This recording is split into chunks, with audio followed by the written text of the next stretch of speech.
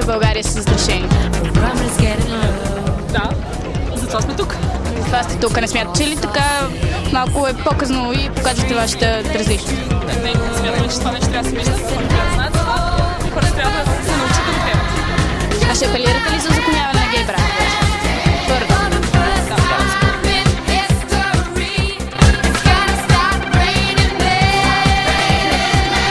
It's raining men. Hallelujah, it's raining men. Amen.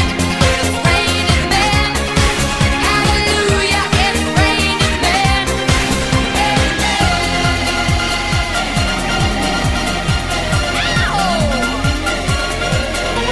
Humanity's rising. The runner's getting low. According to all sources.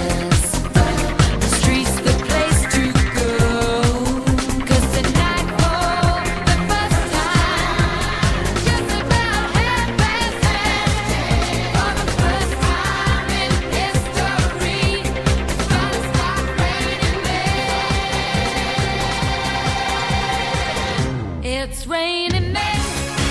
Hallelujah, it's raining men. Amen. I'm gonna go out. I'm gonna let myself get absolutely. Но има и много други неща в законодателството, които трябва да се изменят, да се законят еднополовите съжителства по един или друг начин, да се въведат антидискриминационни разпоредби в редица специални закони. Това ли е начинът? Един парад, който вече за трета година по-скоро събужда някаква омраза, отколкото толерантност? Аз не знам кого събужда омраза. Хората, които са тук, хората, които са симпатизанти, той не събужда омраза. Така както не бива да събужда омраза демонстрацията на всякакво друго различие. Политическо, расово, етническо. Ние свикнахме с тези различия, но ни е малко трудно да свикнем с точно този тип различия. Аз съм сигурен, че постепенно това ще се урегулира и ще се стигне до положение, при което и този тип различия ще бъдат приети. Не искаме привилегии. Всеки хетеросексуален може да има семейство, може да има дете. Ние в България в момента нямаме това право. Ако някой утре ме пребие на улицата, ще се счита за дребно хулиганство, а не за престъпление от омраза. Това са повечето неща, за които е този прайд. Ще апелирате ли за узаконяване на гей браковете? Разбира се. Като едва ли ще стане скоро, но най-вероятно първата стъпка е да се признаят някакъв вид съжителство, да имаме право да получаваме медицинска информация за партньора и други подобни. Как сте? Как се чувствате на парада? Много добре, щастлив съм. А защо участвате? Участвам, понеже много ми харесва. От толкова много години въобще аз не съм присъствал, защото просто не са ми казвали, но обаче всичките гейове в България ги уважавам, защото преди години аз участвах в много купони, бях първият стриптизьор, първият танцор бях. А вие хомосексуалист ли сте? Моля? Хомосексуалист ли сте? Дали съм хомосексуалист ли? Аз, така да ви кажа, излизал съм на пяцата, обличал съм се в най-различни женски дрехи, но казано не така да се каже хомосексуалист. А защо се отказахте от този имидж? Понеже за сега намаляха тези неща, и казват, че много мразили хомосексуалистите, много ги мразили педерасите и така. В този смисъл. Смятате ли се за различен? Не се смятам за различен. Всички са с мене, обичам ги и много ми харесват. Така че и до ден днешен винаги са с мене, харесват ми, уважавам ги, обичам ги. Имам тук един много добър приятел, той е хомосексуалист, който в момента след малко ще се качи на сцената да пее. И го харесвам и него много. Каква е целта на този парад? Целта е на този парад да имаме много събирания, още по-огромни събирания, да разберат хората, че човекът, който е хомосексуалист, създава бъдеще в живота си, той прави хората да са весели, а не да има такива неща по България. Защото в цял свят го има това нещо. А не смятате ли, че по този начин натрапвате сексуалността си? Не смятам. Не. Аз просто не го смятам това нещо. Аз го имам за много добро нещо. Благодаря ви и весел празник!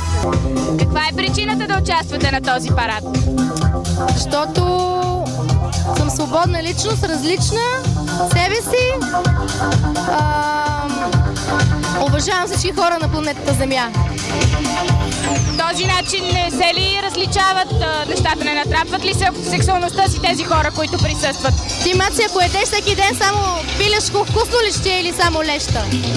Светът е различен, светът е цветен, няма тръпка, ако не е различен и не сме различни, не сме... Трябва да има пикантност, да има вкус. Но не са ли тук хората за равноправие, да искат да са като всички останали? Просто хората се забавляват. Това ли е повода на парада? Да. Любов по земята, независимо под каква форма. Каква е причината да участвате на този парад? Моя партньор Екстрим, който е с такава насоченост. Подкрепяте ли тези хора и защо?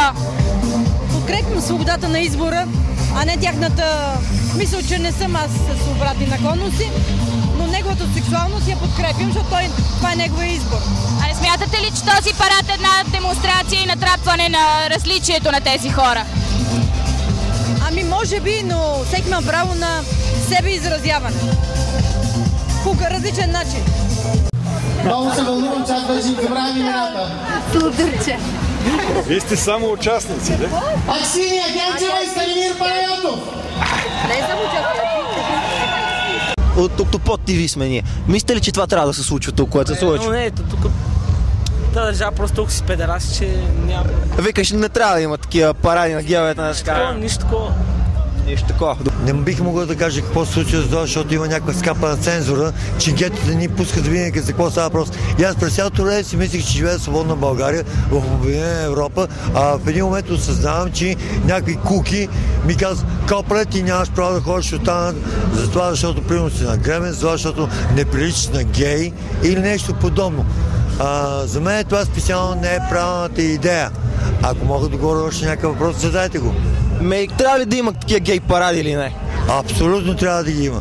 Аз не съм гей, аз съм 100% хетеросексуален, обаче въпреки всичко се обявявам за абсолютна гей свобода. Не защото мене ме вълнува, а защото никой няма право да се намесва в избора на човека. Изобщо не е правилно. Това е някакво... Направо е... Нямам думи. Показността ли не ти харесва или просто това, че има такива хора? Именно показността, човек има право на избор, да. Само, че това да се показва в цяла България. Да, аз съм гей, няма проблем, нали? Смисъл, има проблем, честно казано. Защото в Библията пише, мога ли да цитирам? Библията пише: "С мъж да не лягаш като с жена. Това е гнусота." Бъдеш сега с нас, ти, Господи, да ни защитиш от всякакво зло, Господи. Моля се ти да благословиш България, въпреки тези мерзости, въпреки, Господи, тези неправилни неща, които ни се парадират от всякъде, Господи, и ни се налагат на обществото. Моля се ти да опазиш българското традиционно семейство между един мъж и една жена. Господи, моля се ти да ни даваш любов към тези хора и в същото време да ни помогнеш ние да се разграничаваме от неправилното, грешното, аморалното поведение на хомосексуалистите. Съвсем не е правилно и най-отвратително е местото, където са го избрали да се провежда. Това са Съветската армия издържа Втората световна война. Основният срещу фашизма и капитализма, и сега на нея лесбийки да се гаврат върху съветските войници. Избиятието. Аз съм те с този широка руска душа и дървен шоп. Баща ми русак, майка ми. Ние сме Иванчо и Герган от акция Октопод. Преценката за нашата анкета оставяме на вас.